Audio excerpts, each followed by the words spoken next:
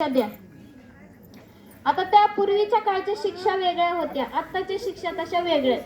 ते काय म्हणाले, जनाबाईला आता सुळावरती आपण देऊ. चला, तर जनाबाई एवढ्या आकांताने पांडुरंगाला प्रार्थना करत होते की देवा, माझ्यावर कसा असं चोरीचा आळ तुम्ही येऊ दिला.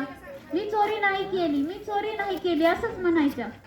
आता शेवटी ते लोक ऐकत नव्हते. ते काय म्हणाले, जनाबाई ही चोरी तुम्हीच केली, तुमच्या घरामध्ये देवाचे अलंकार सापडले, आता जनाबाईला सुळावरती द्या. आता दिल्यानंतर जनाबाईंच्या म्हणजे अखंड नामस्मरण मुखामध्ये होते. सदा माझी डोळा जडो तुझी मूर्ती, म्हणजे त्यांच्या डोळ्यामध्ये त्यांना पांडुरंगाशिवाय दुसरं काहीही दिसत नव्हतं. त्यांनी एवढ्या आकांतेने हाक मारली, पांडुरंग आम्ही चोरी नाही केली. आता काय केलं, दोघी तिघी लेडीजना धरलं, चला सुळावरती न्या जनाबाईला. सुळावरती देणार तेवढ्यात तिथं पांडुरंग परमात्मा प्रकट झाले आणि त्या सुळाचं पाणी झालं बघा.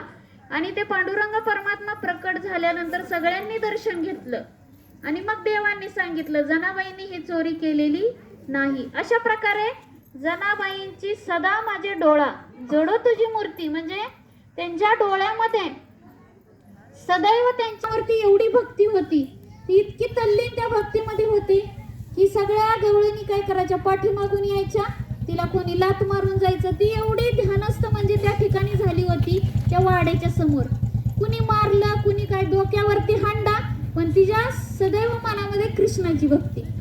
आता ते झाल्यानंतर एक तुकोबारायांनी प्रमाण खूप छान दिले, हरीने हरिले माझे चित्त भारवित्त विसरले.